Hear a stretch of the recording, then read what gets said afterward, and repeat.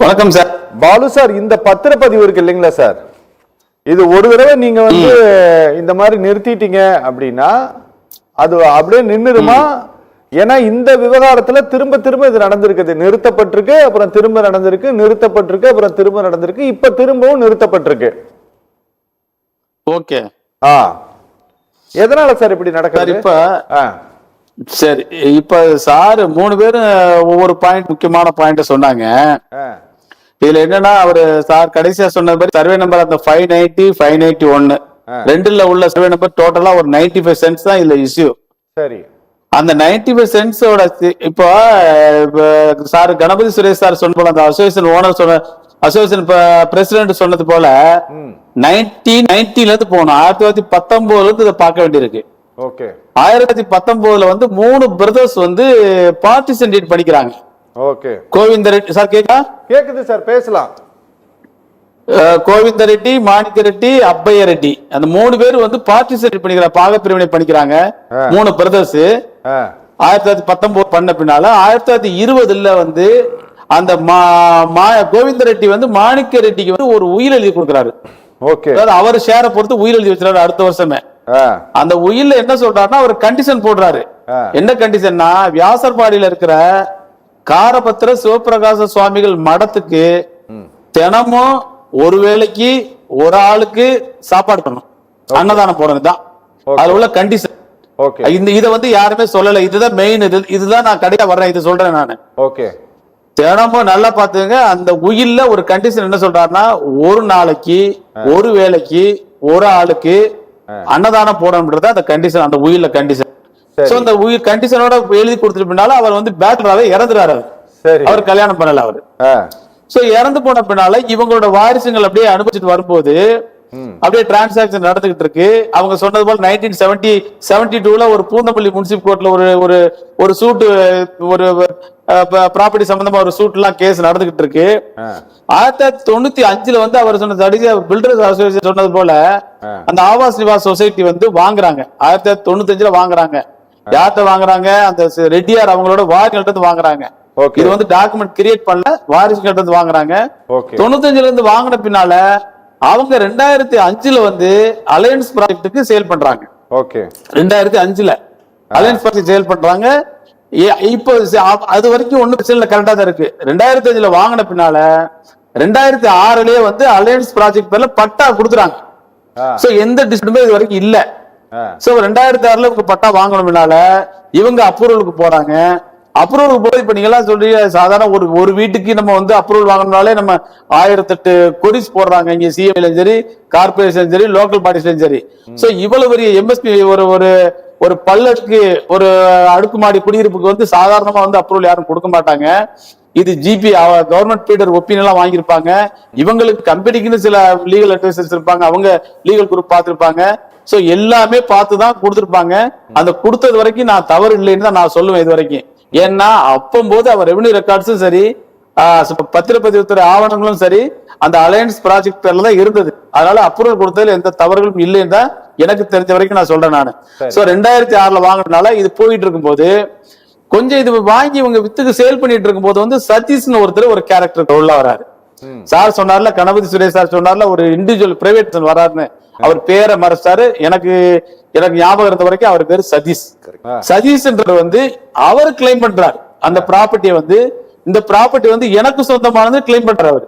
சரி. அவர் கோயிலுக்கு ஹெச்ஆர்என்சிக்கோ கோயிலுக்கோ மடத்துக்கோ கேட்கல, அவர் எனக்கு சொந்தமானது கேட்கும் போது அவர் ஆர்டிஓ போறாரு. ஆர்டிஓ ஒரு விசாரணை பண்ணி ஒரு என்கொயரி, ஒரு தெளிவா என்கொயரி பண்ணி அவருக்கு தான் சொந்தம்னு சொல்லி ஆர்டர் போட்டுறாங்க. சதீஷுக்கு தான் சொந்தம்னு சொல்லி ஆர்டர் போட்டுறாங்க. சதீஷுக்கு சொந்தம்னு ஆர்டர் போட்ட பண்ண இவங்க ப்ராஜெக்ட் பாதியில நடந்துகிட்டு இருக்கும்போது, வித்துக்கிட்டு இருக்கும்போது என்ன பண்றாங்கன்னா, மறுபடியும் கோர்ட்டுக்கு போறாங்க. ஹைகோர்ட்டுக்கு விட்டு போறாங்க.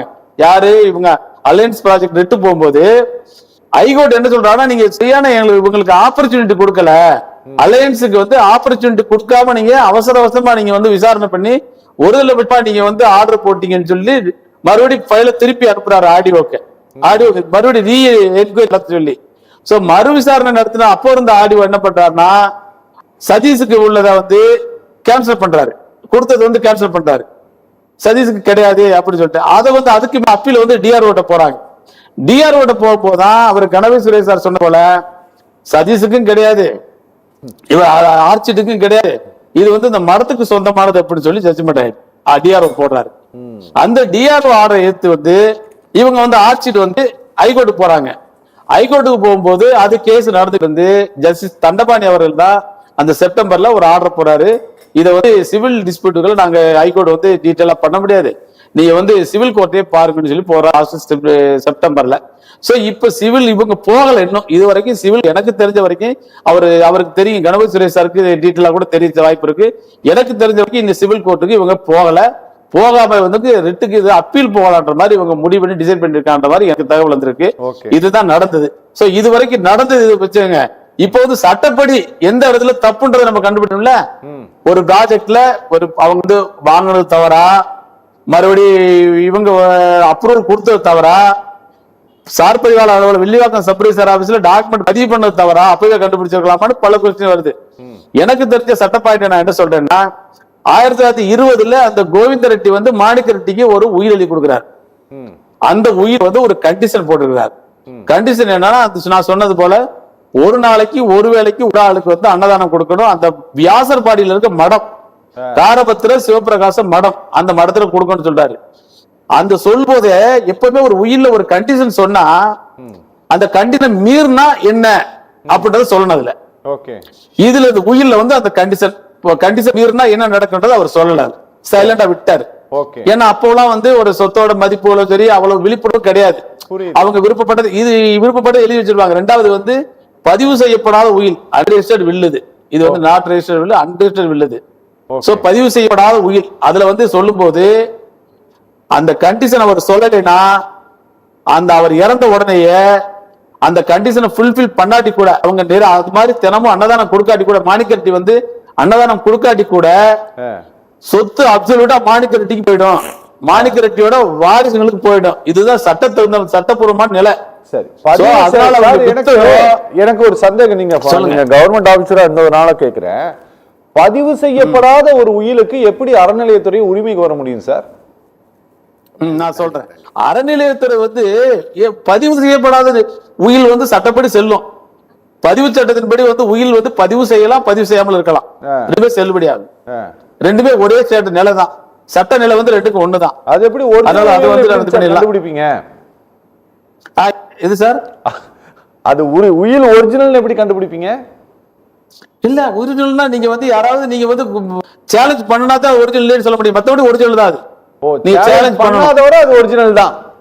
ஆமா ஒரிஜினல் தான் அது, பண்ணாதவரை ஒரிஜினல் தான். புரியுது.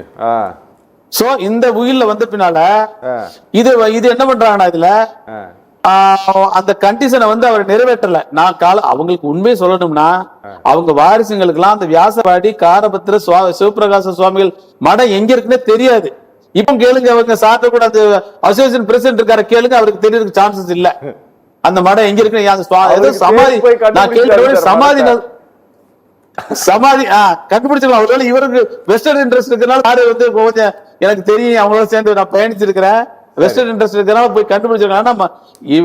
உங்களுக்கு நன்றி சொல்லணும். எல்லா மெயின் ஸ்ட்ரீம் சேனல்ஸும் அரசியல் எடுத்து விவாதம் நடத்திட்டு இருக்கும்போது நீங்க வாரம் 1-2 நிகழ்ச்சி வந்து இந்த மாதிரி பொதுமக்கள் நலன் சார்ந்த விஷயத்தை எடுத்து பெருசா ஒரு டிபேட் வைக்கிற முதல்ல சத்தியம் டிவிக்கோட நன்றி. இந்த மாதிரி ஒரு முக்கியமான ஆட்களை கூட்டி கொண்டாந்து அவங்க சம்பந்தப்பட்டவங்களை கட்டிட எல்லாத்தையும் கூட்டி வச்சதுல ஒரு பெரிய ஒரு நன்றியை சொல்லிக்கிறேன். அந்த இதுல நீங்க வந்து சார் சொன்னீங்க, எல்லாரும் சொன்னீங்கல்ல, இதுல சிஎம்டி என்னை பொறுத்தவரை சிஎம் மேல தவறு கிடையாது, சார் பதிவாளர் அலுவலகத்தில் தவறு கிடையாது.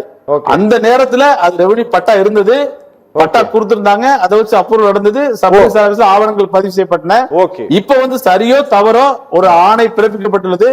அதனால வந்து இது இன்னொன்னு பாக்கணும் நீங்க என்னன்னா, இப்ப எஸ்ஆர்என்சி இப்ப முன்னால இது வரைக்கும் என்ன பண்ணாங்க அவங்க, இப்ப திடீர்னு போய் இவ்வளவு பேர் வாங்கின எஸ்ஆர்என்சி கோயில் சொல்றாங்கல்ல, பதிவுத்துறை பண்ற பெரிய ஒரு தவிர ஒரு சின்ன ஒரு லெட்டர் எவனாவது கொடுத்தா போதும், அதை வந்து எஸ்ஆர்என்சி அப்படி என்ன பண்றாங்கன்னா சப்ரிசர் காமிச்சு இதெல்லாம் கோயில் சொல்லிட்டு ஒரு சர்வே நம்பர்ல இப்ப 590 சர்வே நம்பர் வச்சுங்க, ஒரு 2 கிரவுண்ட் வந்து கோயில் கூட இருக்கட்டும் ஒரிஜினலா, ஆனா அதுல ஒரு சப்டிவிஷன் அதுல உள்ள எல்லாத்தையுமே கொடுத்து கோயில் ஆக்கிட்டு பட்டாளையும் கோயில் மாத்திராங்க, அந்த எஸ்ஆர்என்சிக்கு உட்பட்டு மாத்திராங்க.